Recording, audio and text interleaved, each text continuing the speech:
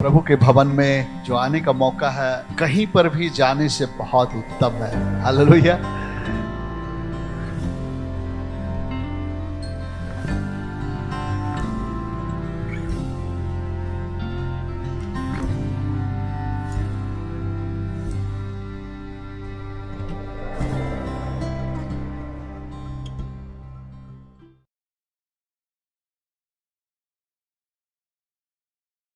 Everyone, आप सभी को आज शुभ संध्या। I'm grateful to ma'am and also to Pastor Shalom Kirkata for the invitation to be here. मैं धन्यवादित हूँ पास्टर शालूम का, मुझे यहाँ न्योता दिया गया, आमंत्रित किया गया इस कार्यक्रम में। Thanks to all of you for being here and giving me the opportunity to be with you. आप सभी का धन्यवाद, क्योंकि आज शाम आप सभी लोग यहाँ मौजूद हैं और मुझे यह अवसर दिया कि मैं आपके बीच में हूँ। Over these 2 days, 2.5 days, और ये 2 और आधा दिन जो हमारे पास में है, we're going to be spending time together in God's Word. हम लोग मिलकर के परमेश्वर के वचन में समय व्यतीत करेंगे।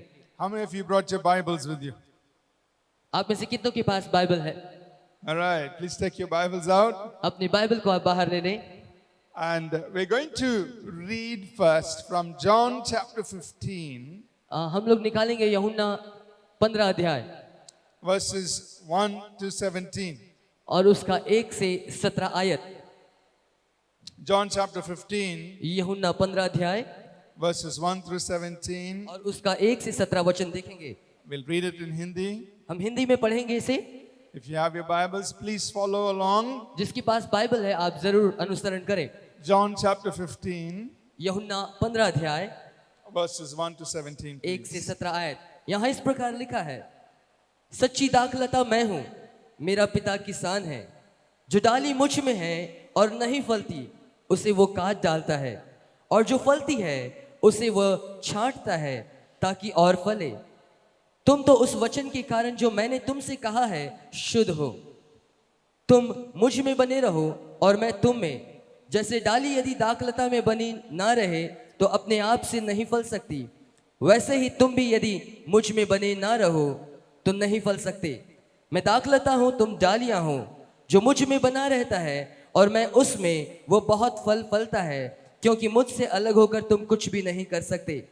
यदि कोई मुझ में बना ना रहे तो वह डाली के समान, उस डाली के समान फेंक दिया जाता है और सूख जाता है, और लोग उन्हें बटोर कर आग में झोंक देते हैं और वो जल जाती है।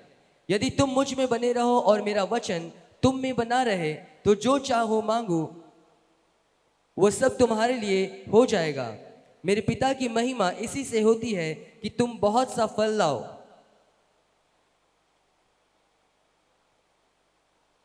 बहुत सा फल लाओ, तभी तुम मेरे चेले ठहरोगे। जैसे पिता ने मुझसे प्रेम रखा वैसा ही मैं तुमसे प्रेम रखा। मेरे प्रेम में बने रहो। यदि तुम मेरी आज्ञाओं को मानोगे तो मेरे प्रेम में बने रहोगे, जैसा कि मैंने अपने पिता की आज्ञाओं को माना है और उसके प्रेम में बना रहता हूँ। मैंने ये बातें तुमसे इसलिए कही है कि मेरा यह आनंद तुम में बना रहे और तुम्हारा आनंद पूरा हो जाए। मेरी आज्ञा यह है कि जैसा मैंने तुमसे प्रेम रखा वैसा ही तुम भी एक दूसरे से प्रेम रखो। इससे बड़ा प्रेम किसी का नहीं कि कोई अपने मित्रों के लिए अपना प्राण दे। जो आज्ञा मैं तुम्हें देता हूँ, यदि उसे मानो तो तुम मेरे मित्र हो। अब से मैं तुम्हें दास ना कहूँगा, क्योंकि दास नहीं जानता कि उसका स्वामी क्या करता है, परंतु मैं तुम्हें मित्र कहा है, क्योंकि मैंने जो बातें अपने पिता से सुनी वह सब तुम्हें बता दी। तुमने मुझे नहीं चुना, परंतु मैंने तुम्हें चुना और तुम्हें नियुक्त किया है कि तुम जाकर फल लाओ और तुम्हारा फल बना रहे, कि तुम मेरे नाम से जो कुछ पिता से मांगो वह तुम्हें दे। इन बातों की आज्ञा मैं तुम्हें इसलिए देता हूँ कि तुम एक दूसरे से प्रेम रखो। Amen. The Lord Jesus taught his disciples many things. यीशु मसीह ने अपने शिष्यों को कई सारी बातें सिखाई, We have them recorded for us in the 4 Gospels. और इन 4 सुसमाचार में इन सारी बातों को संकलित किया गया है। But the Gospel of John लेकिन is, यूहन्ना रचित सुसमाचार is very different from the other Gospels. ये अन्य सुसमाचारों से बहुत भिन्न है। It's very different. ये बहुत भिन्न है। the Gospel of John has teachings which the other Gospels do not have. यूहन्ना रचित सुसमाचार में वे शिक्षाएं हैं जो अन्य सुसमाचारों में नहीं मिलता। Matthew, Mark, and Luke, they are very much parallel. They have similar incidents and similar teachings. मत्ती, मरकुस और लूका की शिक्षाओं को यदि देखेंगे ये बहुत समान है इन सारी पुस्तकों में, But the Gospel of John is very different. लेकिन यूहन्ना रचित सुसमाचार ये अलग है। Now, the Gospel of John was written by one of Jesus' own disciples, the Apostle John. और यूहन्ना रचित सुसमाचार जो है यीशु के शिष्यों में से एक शिष्य प्रेरित यूहन्ना के द्वारा लिखा गया। And very interestingly, John refers to himself as the disciple whom Jesus loved. और बहुत रोचक है ये, यूहन्ना अपना जो परिचय देता है वो इस प्रकार से देता है कि वो यीशु का प्रिय है। That means he is a beloved disciple of Jesus. वो यीशु का प्रिय शिष्य है। He knew the heart of his master. वो अपने स्वामी के साथ रहने वाला है, A beloved disciple. एक प्रिय शिष्य के रूप में। And John also wrote the first, second, and third epistles of John. और इसी यूहन्ना ने यूहन्ना की पहली पत्री, दूसरी पत्री और तीसरी पत्री को लिखा। And when we compare the Gospel of John and what he wrote in his first epistle, और जब आप यूहन्ना रचित सुसमाचार की तुलना करते हैं यूहन्ना की पहली पत्री से, we find one word that stands out. और इसमें हम एक शब्द को हम देख पाते हैं जो इन दोनों ही जगहों में हमें समान दिखाई पड़ती है, And it's the word abide. और ये जो है शब्द बने रहना। And the Lord Jesus used that word many times here in John 15. यूहन्ना रचित सुसमाचार में इस शब्द को हम देखते हैं यीशु मसीह ने कई बार इस्तेमाल किया। He told his disciples वो अपने शिष्यों से कहता है in John 15 verse 4, John 15 verse 4, और यूहन्ना उसका 15 अध्याय उसका 4 में हम देखते हैं, he said, abide in me. वो कहता है तुम मुझ में बने रहो। He told his disciples, abide in me. वो अपने शिष्यों से कहता है मुझ में बने रहो। If Jesus was standing here यदि यीशु मसीह यहाँ खड़े होते and if he was speaking to you and me today, और आज वो आपसे और मुझसे बातचीत करता, he would say the same thing. वो इसी बात को कहता, Abide in me. मुझ में बने रहो। So tell your neighbor, Jesus told us, abide in him. अपने पड़ोसी की ओर घूम करके कहें, यीशु मसीह ने हमसे कहा उसमें बने रहो। Or just say it, abide in me. उसने कहा है मुझ में बने रहो। So we are going to spend time in this convention और इस कन्वेंशन में हम एक साथ समय व्यतीत करने वाले हैं, to think deeply, to study this phrase, abide in me. और ये जो वाक्य है मुझ में बने रहो, इसको हम गहराई के साथ हम मनन और अध्ययन करने जा रहे हैं। Jesus gave us an invitation. यीशु मसीह ने हमें निमंत्रण दिया। John 15 verse 4. और यूहन्ना 15 उसका 4, What did he say? Abide in me. वो क्या कहता है? तुम मुझ में बने रहो। Let's all say it one more time. Abide in me. आइए हम एक साथ मिलकर के कहें, मुझ में बने रहो। So we are going to try to understand, what did Jesus mean when he told us, abide in me? आइए हम इस बात को आज हम जानने का प्रयास करें, इसका क्या आशय है जब वो ये कहता है कि मुझ में बने रहो। And this is not something he said, do it if you can, and if you cannot do it, it's okay. और ये कोई ऐसी बात नहीं है कि आपके लिए विकल्प है, हाँ यदि तुम कर सकते हो तो करो, नहीं तो कोई बात नहीं। No, this is very important. नहीं, ये बहुत महत्वपूर्ण है। And in order for us to understand how important it is, he gave the illustration of a vine and the branch. और यहाँ पर इस बात को समझने के लिए उसने एक उदाहरण भी दिया ताकि हम उसे बेहतर रीति से हम जान सके। He said, if the branch is by itself, यदि एक डाली उसको अलग कर दिया जाए, can it do anything? क्या वो कुछ कर सकता है? Can it produce anything? क्या वो कुछ उत्पन्न कर सकता है? Can it bear any fruit? क्या उसमें कोई फल लगेंगे? No. नहीं, It's fit for nothing. वो किसी काम का नहीं। What do people do? लोग क्या करेंगे? They take it and they burn it. They use it for firewood. और उसको उठा करके वो आग में बस जलाने के काम आएगा। But if the branch is going to bear fruits, यदि डाली में फल लगने हैं it must abide in the vine. तो उसके लिए जरूरी है कि वो उस पेड़ से जुड़ा रहे। Are you understanding? क्या आप समझ रहे हैं? That's how important it is इतना महत्वपूर्ण है ये for us to abide in Him. हमारे लिए कि हम उसमें जुड़े रहें। If we don't abide in Him, ये उसमें बने रहने की बात है। Jesus said, without me you can do nothing. यीशु मसीह ने कहा मेरे बगैर तुम कुछ नहीं कर सकते, Nothing. कुछ भी नहीं। So, abiding in Jesus is so important. इसलिए यीशु मसीह में बने रहना ये हमारे लिए बहुत महत्वपूर्ण है। Amen? आमीन। So, what we're going to do in these next 2.5 days, और इस 2.5 दिन में हम लोग क्या करने जा रहे हैं? we're going to try to understand what does it mean to abide in Jesus? इस वाक्य का वास्तव में क्या आशय है? मुझ में बने रहो। How do we do it? हम कैसे इसे करेंगे? And then we're going to look at the fruits or the results of abiding in Jesus. और इसके साथ ही साथ हम देखेंगे कि उसमें बने रहने का हमें क्या प्रतिफल मिलता है, उसका क्या परिणाम है। What will happen when we live a life of abiding in Jesus? हमारे साथ क्या होगा जब हम उसमें बने रहेंगे? हमारे जीवन में क्या परिणाम होगा? Are you all with me so far? क्या आप समझ रहे हैं? Right? So the word abide, ये जो शब्द है बने रहना, it's very simple. ये बहुत सरल है। It means to remain, to stay, to continue. इसका मतलब है उसमें बने रहना, लगातार आगे बढ़ते रहना, उसी जगह स्थिर रहना। And it is used in 3 ways. ये 3 प्रकार से इस्तेमाल हो सकता है। To abide means बने रहने का मतलब to stay in the same place. उसी स्थान में स्थिर रहना। Today, Brother Samuel was bringing me here.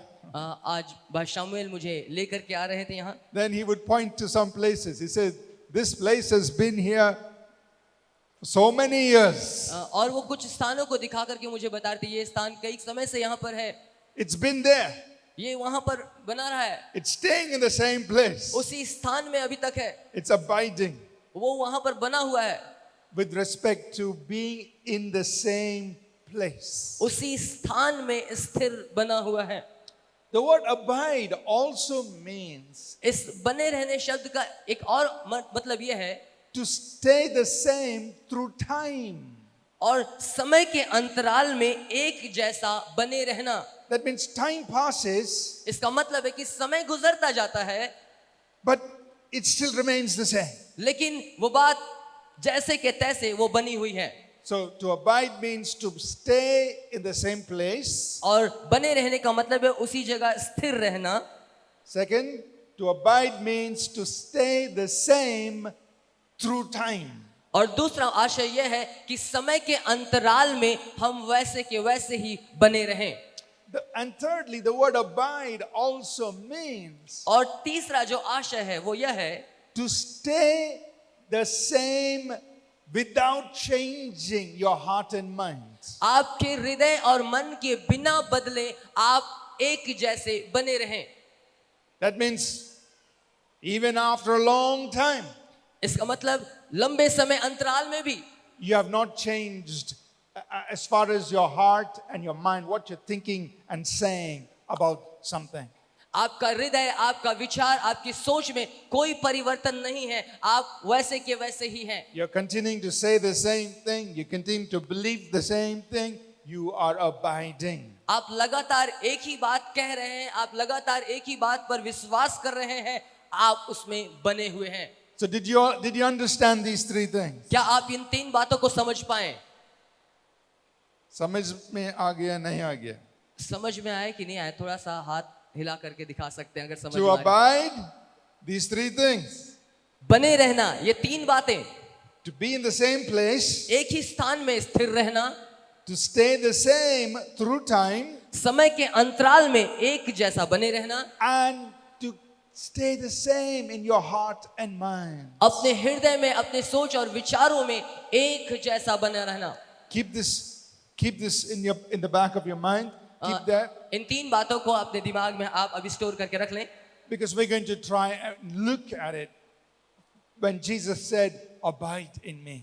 अभी हम लोग आगे देखेंगे कि जब यीशु मसीह ने कहा मुझ में बने रहो, उसका क्या आशय है? Abide in me. मुझ में बने रहो, Stay in the same place. उसी स्थान में स्थिर रहो। Even after many years through time, stay in the same place. हो सकता समय बहुत बीतता चला जा रहा है, लेकिन उसी स्थान में बने रहो। And your heart and your mind towards the Lord is the same. परमेश्वर के प्रति आपका हृदय, आपका विचार, आपका सोच एक जैसा बना रहने पाए। You're abiding in Him. आप उसमें बने हुए हैं। Amen? आमीन। Now, there's a lot that Jesus has stated here in these 17 verses. और इन 17 आयतों में यीशु मसीह ने कई बातों को कहा है। And there's a lot that the Apostle John writes about abiding in Jesus in his first epistle, in 1 John. और यूहन्ना की पहली पत्री में यूहन्ना ने बने रहने के विषय में कई बातों को लिखा है। But to simplify it and to help us understand it, I'm going to break it into 7 statements, or 7 or 8 statements. इन सारी बातों को बहुत सरलता से समझने के लिए इस घड़ी में 7 वक्तव्य में इन सारे विषयों को आपके सामने में रखूंगा। And in each session, I will give one sentence. और हर एक सत्र में मैं एक वक्तव्य आपके सामने में रखूंगा। And we will explain that. और उसके बाद उसमें हम व्याख्या करेंगे। So, the first sentence. पहला वक्तव्य, What does it mean to abide in Jesus? यीशु में बने रहने का क्या मतलब है? Number 1. पहली बात, To abide in Jesus, to abide in Him means to be in a place of communion with Him. यीशु में बने रहने का मतलब उसके साथ उस संगति में बने रहना। To abide in Him, उसमें बने रहना, it means to be in a place of communion with Him. उसमें बने रहना इसका मतलब है उस स्थान में जहां उसके साथ हम संगति में बने रहते हैं, उस जगह स्थिर रहना। The Apostle John explains this to us in 1 John. प्रेरित यूहन्ना इसको यूहन्ना की पहली पत्री में व्याख्या करता है, हम लोग देखेंगे। So we're going to go to 1 John. हम लोग निकालेंगे पहला यूहन्ना की पत्री And we're going to read the first chapter. और उसके पहले अध्याय को हम लोग पढ़ेंगे। And in this chapter, in the first chapter, in the English Bible, John uses the word fellowship. और यहाँ पर अगर आप पहले अध्याय को आप पढ़ेंगे यूहन्ना की पहली पत्री में, वहां पर अंग्रेजी में एक शब्द है फेलोशिप, संगति, इसके विषय में वो जिक्र करता है। And in the Greek, it's the word koinonia, which simply means communion. और यूनानी भाषा में जो शब्द है वो कोन्योनिया है, जिसका मतलब है संगति रहना, सहभागिता करना। So when you read 1 John chapter 1, everywhere that he says fellowship, we can actually use the word communion. और यहाँ जब हम पहले अध्याय को पढ़ते हैं, वहां जब इस शब्द का इस्तेमाल किया गया है सहभागी होना, फेलोशिप, उस सहभागी होने के शब्द को हम देख सकते हैं। Let's read it in the Hindi Bible. 1 John, the full chapter 1, please.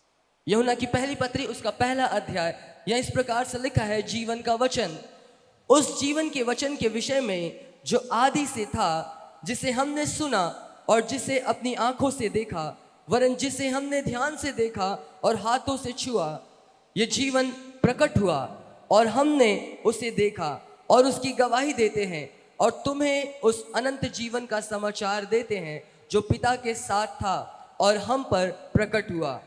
जो कुछ हमने देखा और सुना है उसका समाचार तुम्हें भी देते हैं, इसलिए कि तुम भी हमारे साथ सहभागी हो और हमारा ये सहभागिता पिता के साथ और उसके पुत्र यीशु मसीह के साथ है। और ये बातें हम इसलिए लिखते हैं कि हमारा आनंद पूरा हो जाए।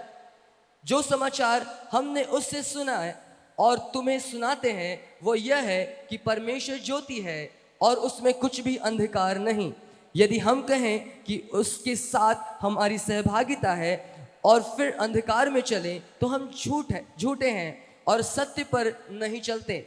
पर यदि जैसा वह ज्योति में है वैसे ही हम भी ज्योति में चलें तो एक दूसरे से सहभागिता रखते हैं और उसके पुत्र यीशु का लहू हमें सब पापों से शुद्ध करता है। यदि हम कहें कि हम में कुछ भी पाप नहीं तो अपने आप को धोखा देते और हम में सत्य नहीं। यदि हम अपने पापों को मान लें तो वह हमारे पापों को क्षमा करने और हमें सब अधर्म से शुद्ध करने में विश्वास योग्य और धर्मी है। यदि हम कहें कि हमने पाप नहीं किया तो उसे झूठा ठहराते हैं और उसका वचन हम में नहीं है।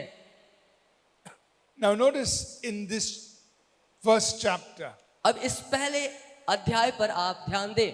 what is John telling us? यूहन्ना क्या कह रहा है हमें? He's saying, वो बता रहा है, I want to talk to you about someone whom we have seen with our eyes, मैं किसी ऐसे के बारे में तुमसे बता रहा हूं जिसे मैंने अपनी आंखों से देखा है, we have touched with our hands, हमने अपने हाथों से उसे स्पर्श किया है, we've seen him, we have touched him, we have heard him. हमने उसे देखा है, उसे स्पर्श किया है, उसे सुना है। Verse 3, तीसरा वचन, and we have fellowship with him. और उसके साथ सहभागिता की है। That means he's not saying, I saw Jesus, I heard him, I touched him 30 years ago. वो इस प्रकार से नहीं कहता कि मैं 30 वर्ष पहले यीशु को देखा था, उसे सुना था। He's not talking about something that happened in the past. वो ऐसा and नहीं over. कहता कि कोई बात जो पुराने समय में, बीते समय में हुआ था उसके विषय में नहीं। It is true ये सत्य है that for 3.5 years they saw him, they heard him, they touched him. ये सत्य है कि 3.5 वर्ष तक उन्होंने उसे सुना, उसे देखा, उसे स्पर्श किया। And then he was taken out of their sights. उसके बाद वो उनकी आंखों से वो स्वर्ग के ऊपर उठा लिया गया। But something is still going on. लेकिन अब भी कुछ बातें जारी है। What is going on? और वो क्या है? Fellowship. वो सहभागिता। Fellowship. वो सहभागिता।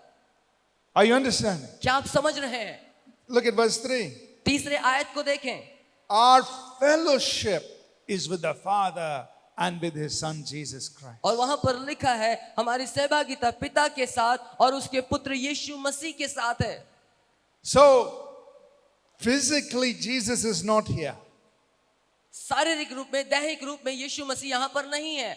There was a time when we saw him, heard him, and touched him. एक समय था जब उन्होंने उसे देखा था, सुना था, स्पर्श किया था। He's taken away, वो उठा लिया गया, but we still have fellowship with लेकिन him. अब भी उसके साथ सहभागिता है। What does that mean? इसका क्या आशय है? We are still abiding अब भी उसमें बने हुए हैं, in him. उसमें बने हुए हैं। Are you understanding that? क्या आप इसे समझ रहे हैं? We are still abiding in him. हम अब भी उसमें बने हुए हैं। He's not with us physically, वो शारीरिक रीति से हमारे साथ नहीं है, but we are still in fellowship. लेकिन इसके बावजूद भी हम उसके साथ उसके सहभागिता में हैं। And he says, we want you to also have the same fellowship. और वो कहता है मैं ये चाहता हूं ये सहभागिता तुम्हारे साथ भी हो। So he says in verse, you can see that in verse 3, that you may have fellowship with us. और वहां पर हम तीसरे आयत को यदि हम देखेंगे वहां पर इस बात को भी लिखा है कि तुम भी उसके साथ सहभागी हो। Again in verse 6, that we have fellowship with him. और छठा आयत फिर से कहता है हम उसके साथ सहभागिता है। Again in verse 7, we have fellowship with one another. और उसके बाद 7वें आयत में भी कहता है हमारा एक दूसरे के साथ सहभागिता है। So the first thing we must understand, सबसे पहली बात जो हमें समझनी है आज, to abide in him means to be in communion or in fellowship with him. मसीह में बने रहने का मतलब यह है कि हम उसके साथ सहभागिता में बने रहें। And the Bible tells us that as believers, और बाइबल हमें इस बात को बताती है, we have fellowship with the Father. पिता के साथ हमारी सहभागिता है, We have fellowship with the Son. हम उस पुत्र के साथ सहभागिता में हैं, And we have fellowship with the Holy Spirit. और पवित्र आत्मा के साथ हम सहभागी हैं। Are you listening? क्या आप सुन रहे हैं? So to abide in him, उसमें बने रहने का मतलब it means to have communion or to have fellowship इस with him. इसका मतलब उसके साथ सहभागिता में रहना। Let's look at a few more scriptures and then we'll explain this. आइए हम लोग कुछ और वचनों को देखेंगे, उसके बाद हम लोग इसको व्याख्या करेंगे। Let's go to 1 Corinthians chapter 1 verse 9. 1 Corinthians पहला कुरिन्थियों chapter 1 उसका पहला अध्याय verse 9. और उसका 9वां आयत। यहाँ ऐसा लिखा है, परमेश्वर सच्चा है जिसने तुमको अपने पुत्र हमारे प्रभु यीशु मसीह की संगति में बुलाया है। Look at verse 9 very carefully. Let's read it one more time, please. इस 9वें आयत को ध्यान से आप सुने, मैं फिर से एक बार पढ़ रहा हूँ। लिखा है, 1 minute. Let's all read it together. All of us read in Hindi along with Pastor Nathaniel. We all read together in Hindi. Let's go. 1, 2, 3. आइए हम लोग एक साथ इसे पढ़ेंगे। परमेश्वर सच्चा है जिसने तुमको अपने पुत्र हमारे प्रभु यीशु मसीह की संगति में बुलाया है। So notice what this verse says. आप देखिए यहाँ पर क्या लिखा है वचन, God has called us परमेश्वर ने हमें बुलाया है to have fellowship with his son. ताकि हम उसके पुत्र के साथ संगति करें।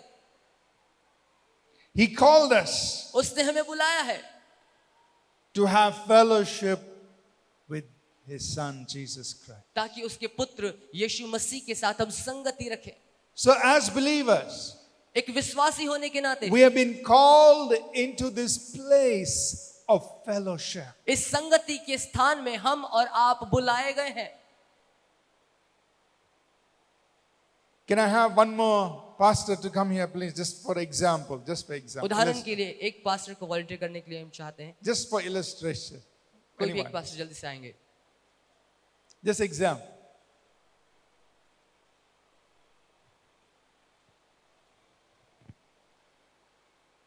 So, just imagine. कल्पना कीजिए, This pastor represents you and me as believers. ये पास्टर जो है ये एक विश्वासी का रूपक है, मेरे और आपके समान। Just imagine. बस कल्पना करें इस घड़ी। And this represents the Lord Jesus. और मैं यीशु मसीह का चित्रण कर रहा हूं। When you became a believer, जब आप एक विश्वासी होते हैं, what did God do? परमेश्वर क्या किया? He called you उसने आपको बुलाया and made you to have fellowship और उसके साथ सहभागिता होने के लिए रख दिया, with his son Jesus. अपने पुत्र यीशु मसीह के साथ। He said, "Hello, Xavier. नमस्कार ज़ेवियर, This is Jesus. ये यीशु है I want both of you to be good friends. और मैं चाहता हूं कि तुम अच्छे मित्र हो, Get to know each other. एक दूसरे को जानो, Become close friends." एक बहुत अच्छा मित्र बन जाओ। That is what God did. ये परमेश्वर ने किया। He called us into fellowship. उसने अपने पुत्र की संगति में बुलाया। But if the believer just walks away यदि ये विश्वासी बस वहां से चला जाता है and he turns his back और वो अपनी पीठ दिखाता है on Jesus, यीशु मसीह की तरफ, can they have fellowship? क्या ये संगति रख सकते हैं? Fellowship हो सकता है? नहीं. No fellowship. कोई संगति नहीं। But for the believer लेकिन एक विश्वासी के लिए to have fellowship, उसे संगति रखनी है, He has to spend time, उसको उसके साथ समय व्यतीत करना है, communion. एक दूसरे के साथ सहभागिता रखे, They must talk to each other. एक दूसरे से बातचीत करे, They must spend time with each other. एक दूसरे के साथ समय व्यतीत करे। Are you understanding? क्या आप समझ रहे हैं? And the believer must stay in this place. और इस विश्वासी को इस स्थान में बने रहना है, He must abide in this place. इस स्थान में उसे बने रहना है। Jesus said, abide. यीशु ने कहा बने रहो, Abide in me. मुझ में बने रहो, Be in this place of fellowship. इस संगति के स्थान में बने रहो। You remember in Revelation chapter 3 and verse 20, और प्रकाशित वाक्य 3 अध्याय उसका 20 वचन, Jesus spoke to the believers यीशु मसीह ने विश्वासियों से कहा, in the church in Laodicea. और लौदीकिया के कलीसिया से, He said, I am standing at the door and knocking. मैं द्वार पर खड़ा हुआ खटखटाता हूँ, If you open the door, यदि तुम मेरी शब्द सुनकर के द्वार खोलोगे, I will come in. मैं भीतर आऊंगा और तुम्हारे साथ मैं चाय पीऊंगा. I will have food with you. मैं तुम्हारे साथ भोजन करूंगा। What's he saying? वो क्या कह रहा है? Jesus wants to have fellowship. यीशु मसीह तुम्हारे साथ संगति करना चाहता है। So imagine, अब कल्पना करें, the disciple goes to his own house. शिष्य अपने घर चले गए, He locks the door. उसने दरवाजे बंद कर लिए। He has not met Jesus for 2 years. 2 साल के लिए वो यीशु से नहीं मिला, Maybe not 2 years, 2 days, for a long time. एक लंबा समय। What do you think Jesus does? आपको क्या लगता है यीशु ने क्या किया? Jesus will come, यीशु आए knock, knock, knock. और वो खटखटा रहा है, Hello, Xavier. Xavier, What is it? Darwaza khulao. Open the door, Open the door. दरवाजे खोलो, I want to come in. मैं आना चाहता हूँ भीतर, I want to fellowship with you. मैं तुम्हारे साथ संगति करना चाहता हूँ, I want to spend time with you. मैं तुम्हारे साथ समय व्यतीत करना चाहता हूँ। Are you understanding? क्या आप समझ रहे हैं? And if we stay, thank you, Xavier. Let us give him a good hand. जोरदार ताली बजा देंगे पास्टर ज़ेवियर के लिए। If we stay in this place of fellowship, यदि हम संगति के इस स्थान पर बने रहें, we are abiding हम उसमें in him. बने हुए हैं। So to abide in him उसमें बने रहने का मतलब is to be in this place उस of communion, of fellowship with the Lord. संगति की उस स्थान में हमें और आपको बने रहना है। Fellowship. We'll talk a little bit more on that, but let's look at one more scripture. एक और वचन को हम लोग देखेंगे, 2 Corinthians chapter 13 दूसरा कुरिन्थियों उसका 13 अध्याय and verse 14. और उसका 14 आयत। 2 Corinthians chapter 13 and verse 14. दूसरा कुरिन्थियों 13 अध्याय और उसका 14 आयत। यहाँ ऐसा लिखा है, प्रभु यीशु मसीह के अनुग्रह और परमेश्वर का प्रेम और पवित्र आत्मा की सहभागिता तुम सब के साथ होती रहे। The same word fellowship or communion is used once again here. और फिर से उसी शब्द सहभागिता इसका इस्तेमाल यहाँ पर किया गया है। Here Paul is saying to the believers, यहाँ पर पौलुस विश्वासियों से कह रहा है, he says the communion or the fellowship of the Holy Spirit be पवित्र with you. पवित्र आत्मा की सहभागिता तुम्हारे साथ हो। Now, I want you to notice these 3 things. मैं चाहता हूं कि इन 3 बातों को आप समझ लें। In 1 John chapter 1 and verse 3, अब पहला यूहन्ना उसका पहला अध्याय 3 आयत we already read हमने पहले ही पढ़ा, that our fellowship is with the Father. हमारा जो सहभागिता है वो पिता के साथ है। In 1 Corinthians 1:9, we read our fellowship is with the Son. पहला कुरिन्थियों 1:9 में हमने पढ़ा उसके पुत्र के साथ हमारी संगति। In 2 Corinthians 13 and verse 14, we read our fellowship is with the Holy और Spirit. दूसरा कुरिन्थियों 13 अध्याय 14 में हमने पढ़ा हमारी सहभागिता पवित्र आत्मा के साथ। So we, as believers, we fellowship with God. एक विश्वासी होने के नाते हम परमेश्वर के साथ सहभागिता रखते हैं। God the Father, God the Son, God the Holy Spirit. परमेश्वर पिता, परमेश्वर पुत्र, परमेश्वर पवित्र आत्मा के साथ We to have fellowship. हम उसके साथ सहभागिता रखते हैं। Are you with me? क्या आप मेरे साथ हैं? And to abide in Jesus means to be in this place of communion or fellowship with God. और यीशु मसीह में बने रहने का मतलब यह है कि हम उस संगति के स्थान में उसके साथ बने रहें, उस स्थान पर बने रहें। Now, what does this mean? इसका क्या मतलब है? To have fellowship, first of all, it means we have friendship. संगति रखने का जो अर्थ है उसका मतलब यह है कि सबसे पहले हमारे बीच में मित्रता हो। That means we have a close relationship. उसके साथ हमारा एक नजदीकी संबंध होने पाए। You see, in John 15, if you go back to John 15, हम वापस यूहन्ना 15 अध्याय में आएंगे, when Jesus said, "Abide in me," जहां यीशु मसीह ने कहा मुझ में बने रहो। what did he go on to say? वो आगे क्या कहता है? In verse 14, 14 आयत, he said, "You are my friends." वो कहता है तुम मेरे मित्र हो। You are my friend. तुम मेरे मित्र हो। You are my friend. तुम मेरे मित्र हो। Nowadays, many young people have cell phone. आज जवानों के पास में सेल फोन है। Sometimes they're always on the cell phone. कुछ लोग हमेशा सेल फोन में लगे हुए हैं। Father, mother worried. Why so much time on the cell phone? माता पिता बोलते क्यों दिन भर लगे हुए फोन में? Whom are you talking to? किससे तुम बातचीत कर रहे हो? I'm talking to my friends. मैं अपने मित्र से बातें कर रहा हूँ, My friends. मेरे मित्र से। So what is friendship? ये मित्रता क्या है? How is friendship expressed? ये मित्रता किस प्रकार से प्रकट होता है?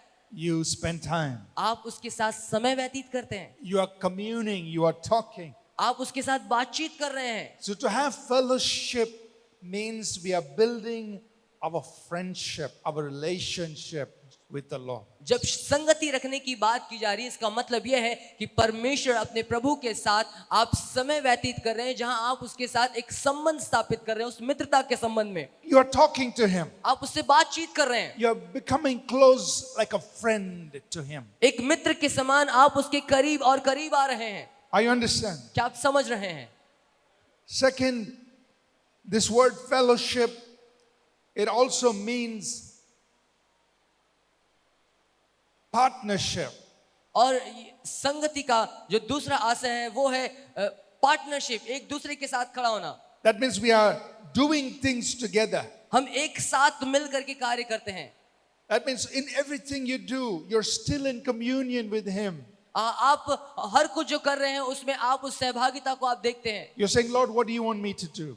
प्रभु आप मुझसे क्या चाहते हैं कि मैं करूं? And you are working together with God. और आप एक साथ साझा करके आप कार्य कर रहे हैं। So that is how fellowship is expressed. और इस प्रकार से ये संगति प्रकट होती है, Through friendship and मित्रता के साथ, partnership. साझेपन के साथ, Through friendship and partnership. मित्रता के साथ और साझेपन के साथ। Are you understanding? क्या आप समझ रहे हैं? So Jesus said, यीशु ने कहा abide in me. मुझ में बने रहो। What does it mean? इसका क्या मतलब है? It means to stay in this place of communion, of fellowship with Him. इसका मतलब यह है कि उस स्थान पर, उस संगति के स्थान पर उसके साथ स्थिर रहना, बने रहना। You don't let anything take you out of that place of being in fellowship, in communion with Him. आप किसी ऐसी चीज को अपने जीवन में आने ना दे कि वो आपको उस स्थान से हटा दे, विचलित कर दे। You are building your relationship, your friendship with Him. आप उसके साथ अपनी मित्रता को बढ़ा रहे हैं, उस संबंध को और मजबूत कर रहे हैं, And you are working together with Him. और आप उसके साथ मिल करके कार्य कर रहे हैं, Everything is coming out of this place of fellowship. और आप लगातार उस संगति के स्थान में उसके साथ बने हुए हैं। Amen? आमीन। Now, sometimes कई बार there are things that can take us out of this place of fellowship with Him. कई बार हमारे जीवन में बहुत सारी बातें हमें उस संगति के स्थान से दूर ले जाती है। One can be the busyness of life. पहली बात हमारे जीवन की व्यस्तता.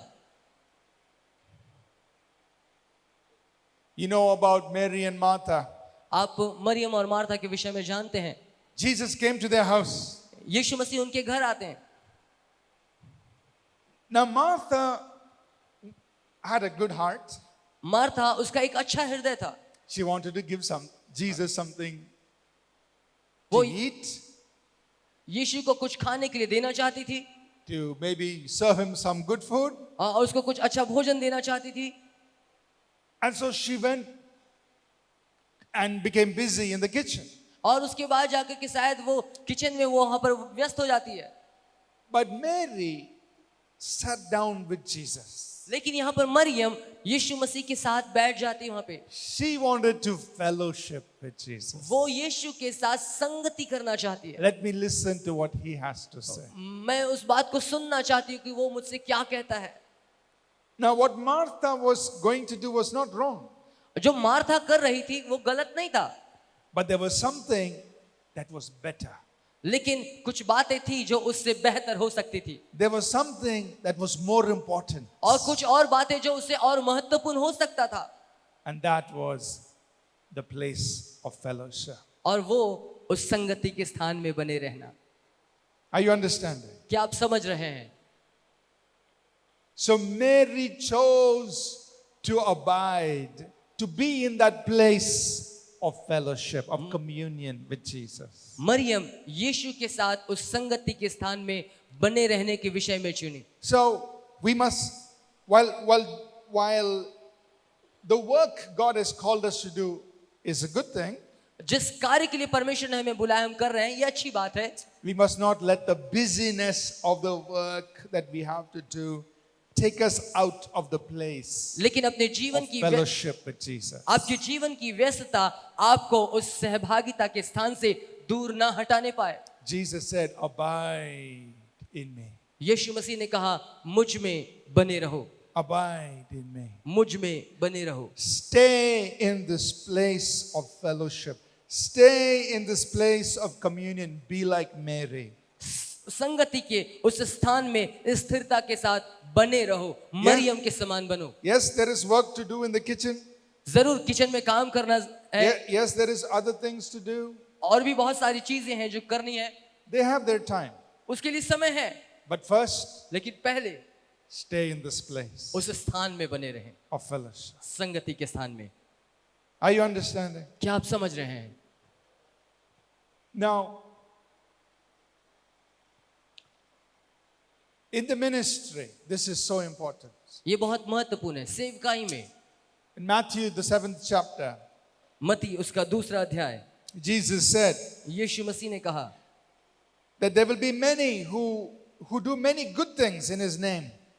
बहुत सारे लोग जो उसके नाम से बहुत अच्छी अच्छी बातों को किए, They will prophesy in His name. उसके नाम से भविष्यवाणी की. And I'm looking at verses 21 to 23. Matthew 7, 21 to 23. मती 7 उसका 21 से 23 वचन तक.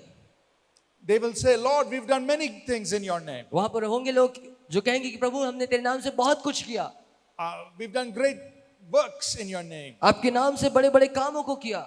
But Jesus says, no, लेकिन यीशु मसीह कहेगा नहीं, go away from me. मुझसे दूर चले जाओ.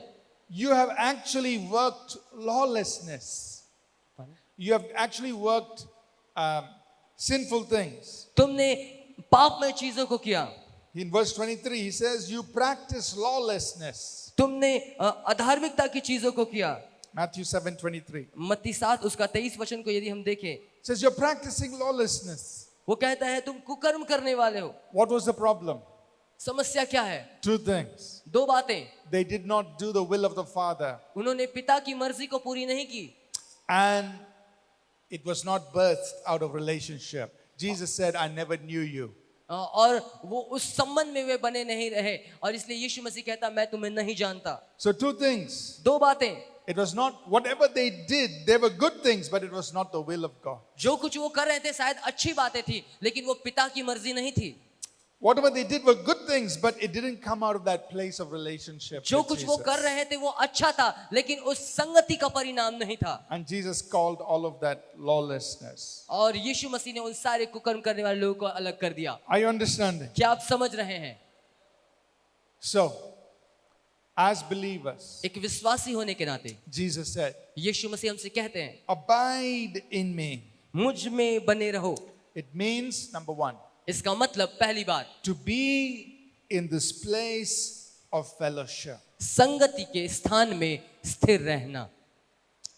In 1 John chapter 1, पहला यूहन्ना उसका पहला अध्याय, the passage we read, जो वचन हमने पढ़े, John addresses a second thing that Yo- can destroy our fellowship. और वहां पर यूहन्ना दूसरी बात को जो वो कहता है हम देखते हैं।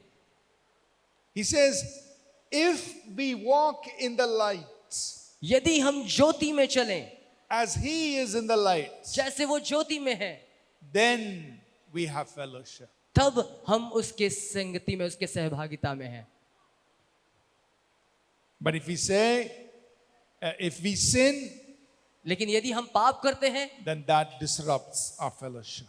तब वो हम संगति में नहीं है। So to have fellowship with the Father, पिता के साथ सहभागिता के लिए, to have fellowship with Jesus, यीशु के साथ संगति के लिए we must walk in the light. हमें जरूरी है कि हम ज्योति में चलें, That means we walk away from sin and things of the darkness. और तब हम अंधकार और पाप से दूर अपने आप को करेंगे। So sin is the second thing और यहाँ पर दूसरी बात जो पाप है, that can take us out of that place of being of fellowship. ये पाप जो हमें संगति की उस स्थान से दूर कर सकता है। So if there's sin and we are tolerating sin, और यदि हमारे जीवन में पाप है और लगातार हम उसमें बने हुए हैं, what does it do? हम क्या करें? It breaks our fellowship with the Father. पिता के साथ वो हमारी संगति को तोड़ देता It है। breaks our fellowship with the Lord Jesus. यीशु मसीह के साथ हमारी संगति को वो तोड़ देता है। What must we do? हमें क्या करना चाहिए? We must confess our sins.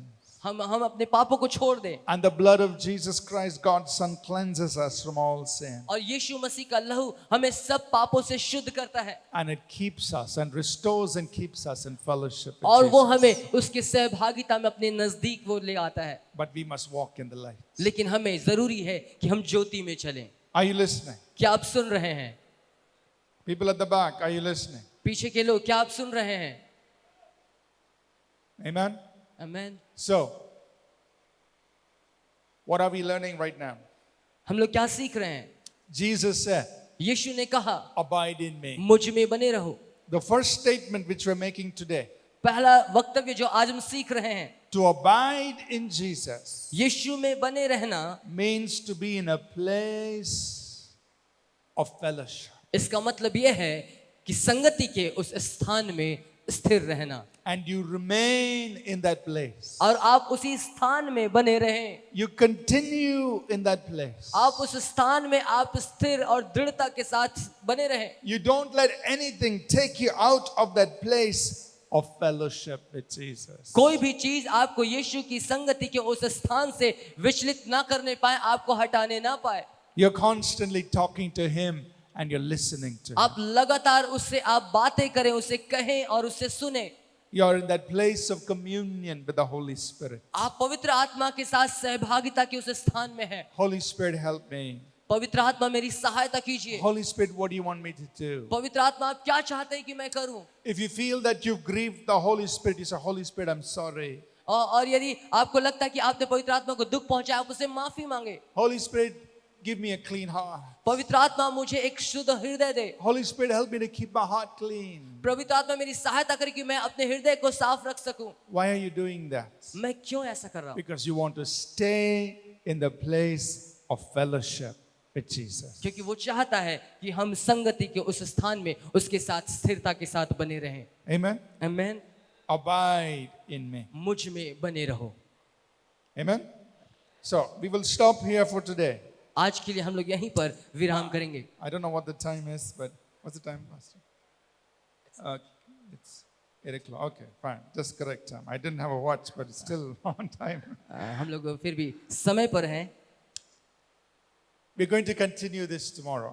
हम लोग आगे कल हम लोग इसे आगे लेकर के जाएंगे। In each session, I will explain, I'll give one sentence. हर सत्र में मैं एक वक्तव्य आपके सामने में रखूंगा And we'll explain further what does it mean to abide in Jesus. और उस यीशु में बने रहने का क्या आशय है, हर एक सत्र में एक एक वक्तव्य में आपको बताता जाऊंगा। And then after that, we're going to talk about what is the fruit, what is the result of abiding in Jesus. और उसके बाद हम लोग सीखेंगे कि यीशु में बने रहने का क्या प्रतिफल है, क्या परिणाम हमें प्राप्त होने वाला है। All of us हम में से हर एक लोग as believers, all of us as believers और हम सभी लोग एक विश्वासी होने के नाते have been called by the Lord Jesus to abide in Him. मसीह यीशु के द्वारा उसमें बने रहने के लिए हम सभी लोग बुलाए गए हैं That's the way we are supposed to live और इसी प्रकार से हमें अपना जीवन व्यतीत करना है as believers in Jesus Christ. मसीह यीशु के विश्वासी के रूप में। And we are going to learn how to do that.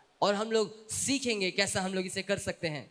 First thing, पहली बात, what did you learn today? आज आपने क्या सीखा? To abide in Jesus is to be in a place of fellowship or communion. यीशु में बने रहने का मतलब उस संगति के स्थान में स्थिर रहना। Amen? आमीन। Let's rise to your feet. We're going to spend some time in prayer now. आइए हम सभी लोग थोड़ा सा समय प्रार्थना में व्यतीत करेंगे। Let's rise to our feet, please. आइए हम सभी लोग अपने स्थानों में खड़े हो जाएं।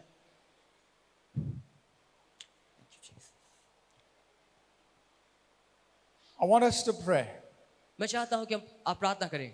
This time of prayer is very important ये प्रार्थना का समय बेहद महत्वपूर्ण है because God will work in our lives by His Holy Spirit. और परमेश्वर पवित्र आत्मा निश्चय आपके जीवन से बर्ताव करेगा। It is one thing to hear the word of God. ये जरूरी है कि हम पवित्र आत्मा की आवाज को सुने That is very important और ये बहुत महत्वपूर्ण है and that is very good. और ये बहुत अच्छा है, But लेकिन we must also respond to that. हमको उसका प्रत्युत्तर भी देना है। And as we respond to the word of God, और जैसे ही परमेश्वर के वचन का प्रत्युत्तर देते हैं, the Holy Spirit will work in you and me. पवित्र आत्मा आप में और मुझ में कार्य करता है। And even now, और अब भी as we pray, जैसे हम प्रार्थना करते हैं, God by His Spirit परमेश्वर अपने आत्मा के जरिए wants to work in you and me. वो आपके और मेरे जीवन में कार्य करना चाहता He है। wants to touch us. वो हमें स्पर्श करना चाहता है। Maybe there are things in our lives that need to be changed. हमारे जीवन में बहुत सारी बातें हैं जिसे बदलने की आवश्यकता है। Maybe we've become so busy with life, we have no time for Jesus. हो सकता है हमारे जीवन में बहुत व्यस्तता है और यीशु के लिए हमारे पास समय नहीं। He's outside the door knocking. वो दरवाजे के बाहर खटखटा रहा है I want to come in. और वो अंदर आना चाहता है। I want to fellowship with you. मैं भीतर आकर तुम्हारे साथ संगति करना You're my चाहता हूँ। child. मैं तुम्हारे साथ समय बिताना You're चाहता my हूँ। son, you're my daughter. तुम मेरे बेटे मेरी बेटी I हो। want to fellowship with मैं you. तुम्हारे साथ संगति करना चाहता हूँ। Maybe there are other things that are keeping us from fellowshipping with Jesus. हो सकता है हमारे जीवन में और भी बहुत सारी बातें हैं जो हमको उस संगति से हमको दूर रखे हुए हैं। Maybe there are things in our heart like unforgiveness and hurt and anger towards other people. हो सकता है हमारे हृदय में अक्षमाशील की बातें, हो सकता है हमारे जीवन का दुख वेदना, बहुत सारी बातें जो हमको प्रभु की उपस्थिति से दूर रखे हुए हैं। Because we are angry with somebody else, we are not going to Jesus. क्योंकि हम किसी और बात से जुड़े हुए हैं, इसलिए हम यीशु के पास नहीं पहुंच पा रहे हैं। We say, Jesus, I don't want to talk to you. और हम कह रहे हैं कि यीशु हम आपसे बातचीत नहीं करना चाहते। So and so did not treat me properly. और ये लोग मुझसे सही रीति से व्यवहार नहीं कर रहे, इसलिए Whatever it is. जो कुछ भी क्यों ना हो, Tonight, let the Lord deal with your heart. आज की रात पवित्र आत्मा आपके हृदय से व्यवहार I करने want you पाए। to pray. मैं चाहता हूं कि आप प्रार्थना करें। I want you to just say, Lord, change my heart. आप प्रभु से कहें कि पिता मेरे हृदय को आप बदल दें, Change my heart. मेरे हृदय को आप बदल दें। And God, touch my heart. प्रभु मेरे हृदय को स्पर्श Touch my करें, life. मेरे जीवन को स्पर्श करें, Help me abide in you. मेरी सहायता करें कि मैं तुझ में बना रहूं। Help me to be and stay and remain in this place of fellowship with पिता you. आप मेरी सहायता करें ताकि मैं संगति के उस स्थान में बना रहने पाऊं। Help me to put the busyness away प्रभु जी व्यस्तता को अपने जीवन से दूर रख सकूं and come and sit at your feet और आपके चरणों में समय बिता सकूं, so that I can listen to you. ताकि मैं आपकी आवाज सुन सकूं। Everyone, just pray. हर एक कोई आइए हम प्रार्थना Pray करें। in your own way, in your own way, in your आप own अपने तरीके से language. आप प्रार्थना करें। Pray in tongues if you can. अन्य भाषा में प्रार्थना कर सकते हैं, आप प्रार्थना Everybody करें। just look to the Lord. हर कोई आइए इस घड़ी हम प्रभु की ओर ताकते हुए हम प्रार्थना करें।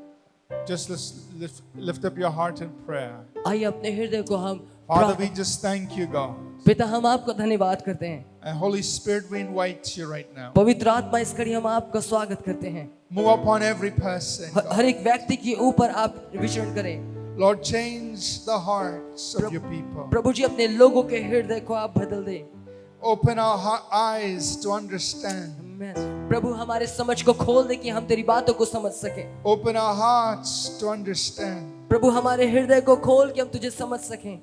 And Lord, draw us closer to you. प्रभु हमें अपने और करीब खींच ले राजा। Draw us closer to you, Prabhu God. अपने और करीब हमें आने दे।